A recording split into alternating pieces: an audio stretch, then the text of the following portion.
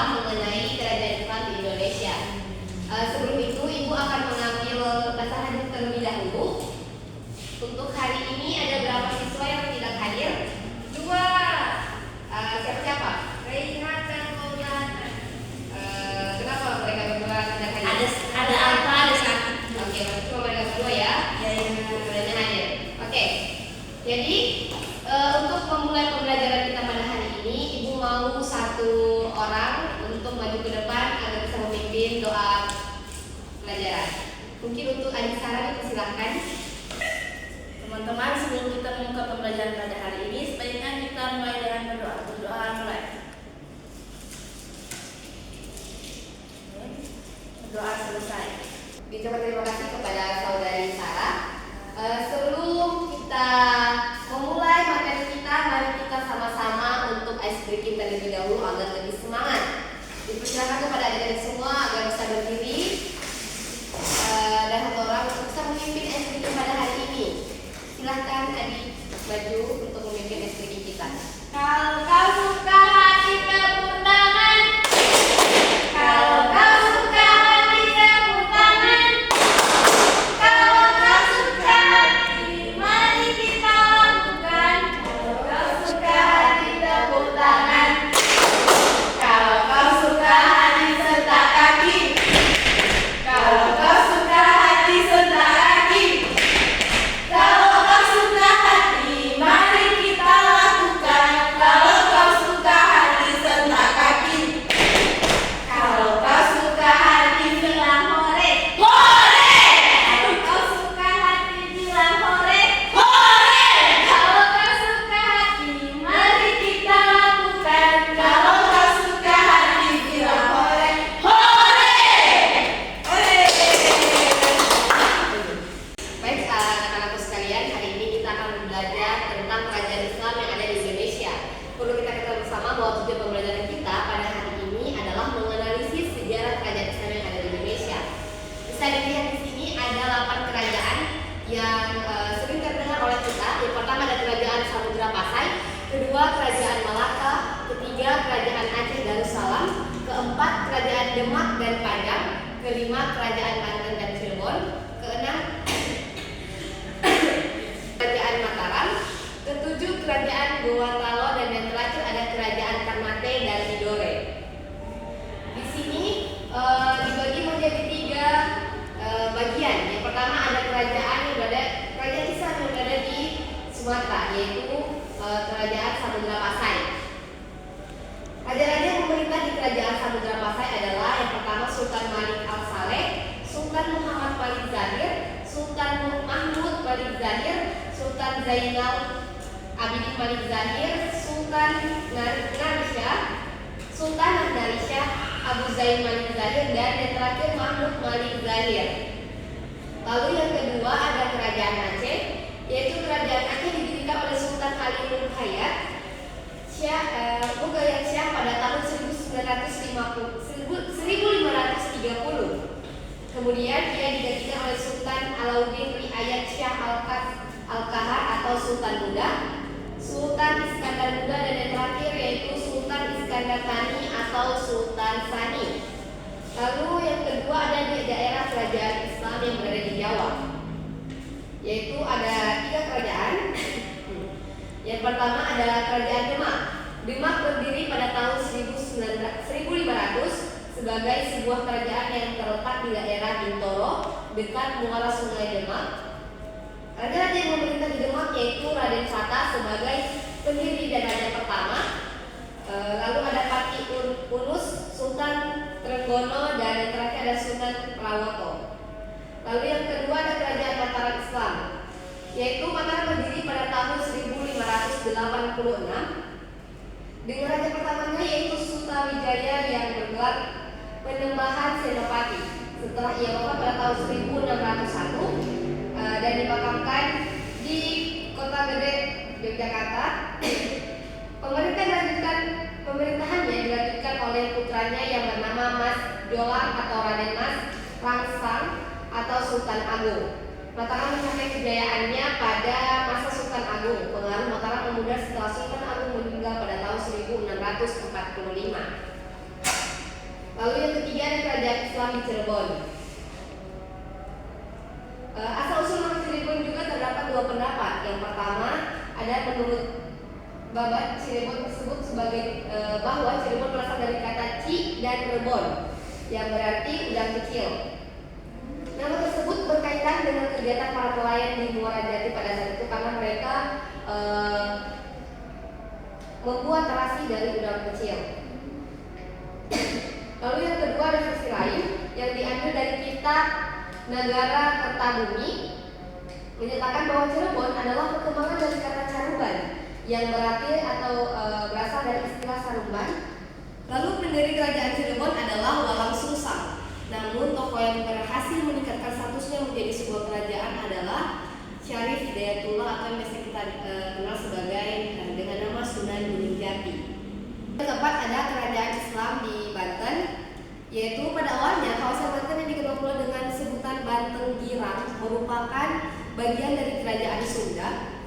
Kedatangan pasukan kerajaan Demak di bawah pimpinan Maulana Hasanuddin ke kawasan tersebut. Selain itu, untuk memperluas wilayah juga sekaligus menyebarkan dakwah Islam.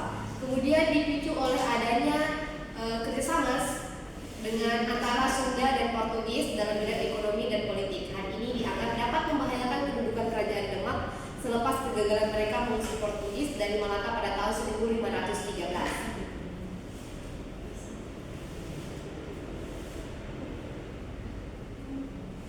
Lalu yang terakhir ada kerajaan Islam yang berada di wilayah Sulawesi. Kerajaan Islam yang terdapat di Sulawesi diantaranya yaitu Goa Talo yang berada di Sulawesi Selatan, Makassar, Bone, Wajo, dan Sopeng serta Buton. Dari sekian banyak kerajaan itu yang paling terkenal adalah Goa Talo. Pada awalnya di daerah Goa terdapat 9 komunitas yang dikenal dengan nama Bate Salapang atau 9 bendera, yaitu ada Tombolo, Lakiu, Parang, Data, Agam Jene, Saumata, Isei, Sero, dan Kalili yang kemudian menjadi pusat kerajaan Goa. Lalu kerajaan ini mencapai puncak kebesarannya pada masa pemerintahan Sultan Hasanuddin. Atas keberanian Sultan Hasanuddin melawan Belanda, mereka memberikan julukan kepadanya sebagai Ayam Jantan dari Timur. Anak-anak semua setelah mendengar penjelasan tadi, Ibu harap semuanya telah mengerti dan Ibu akan membagikan dua kelompok. Kita hari ini akan menggunakan metode to stay to stray yang berarti dua bertamu dan dua lagi tetap. Jadi di sini ada sekitaran 8 orang. Ibu akan bagi dua kelompok. Dalam setiap kelompok terdiri dari 4 orang. Dan 2 orang dari kelompok sebelah akan bertamu ke kelompok lainnya untuk memberikan informasi. Begitu pula dari kelompok yang satu akan bertamu ke kelompok yang lainnya untuk memberikan informasi. Setelah kedua kelompok tersebut telah mendengarkan informasi dari masing-masing kelompok, mereka harus menjelaskan apa yang mereka dapatkan atau informasi apa yang mereka dapatkan dari kelompok sebelah. Baik, mengerti semuanya? Mengerti. Ibu akan langsung bagi saja 1, 2, 3, 4 untuk kelompok 1, 2, 3, 4 untuk kelompok. Oke Bu, jadi kita berempat kelompok. Silakan untuk berdekatan. Kelompok 1 yaitu kerajaan Islam di Sumatera dan kelompok 2 kerajaan Islam di Sulawesi. Bisa anak-anak semuanya? Bisa Bu. Baik, silakan.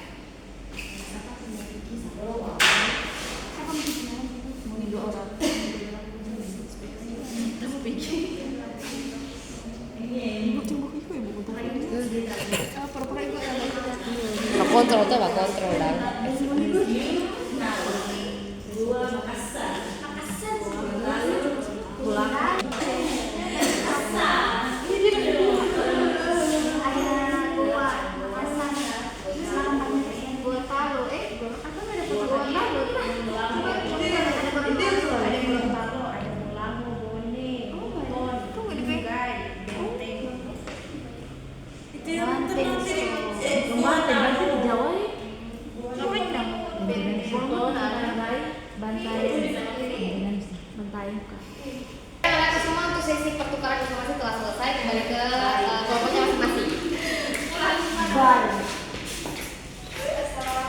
Teman-teman tadi telah mendengarkan materi yang tadi disampaikan dari kelompok 1 ke 2, begitu pula dari kelompok 2 ke 1. Ibu minta untuk perwakilan satu orang maju ke depan untuk menjelaskan kembali apa yang telah dijelaskan oleh kelompok lain terhadap kelompok kalian. Dipersilakan dari kelompok 1 perwakilan dan kelompok 2 perwakilan. Baik, dipersilakan untuk kelompok 1 menyampaikan apa yang telah didapatkan dari kelompok 2. Yang saya dapatkan dari kelompok 2 yakni kerajaan di Sulawesi ada dari Makassar, Goa, Bone, Buton, Banggai dan Bantai. Koleksi Bantai. Oke, baik. Apakah teman-teman semua sependapat? Tidak.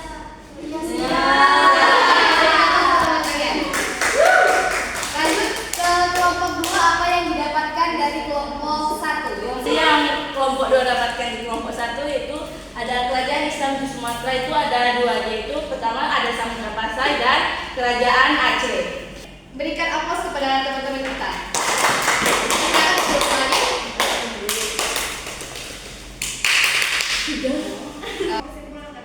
Baik, setelah kita semua mempelajari tentang kerajaan Islam yang ada di Indonesia, dapat disimpulkan bahwa banyak kerajaan yang sebenarnya masih belum kita ketahui, seperti kerajaan yang ada di Tidore dan Ternate. Masih banyak lagi kerajaan yang ada di dalamnya lagi, dan perlu kita pelajari bersama-sama. Untuk itu, Ibu berharap setelah pelajaran ini kalian semua dapat mendapatkan manfaat dan ilmu yang bermanfaat dari pelajaran ini. Insyaallah. Sebelum menutup pembelajaran kita, Ibu mau satu orang murid untuk maju ke depan membacakan doa. Silakan. Baik teman-teman, sebelum kita pulang, marilah kita berdoa terlebih dahulu. Berdoa berdoa selesai.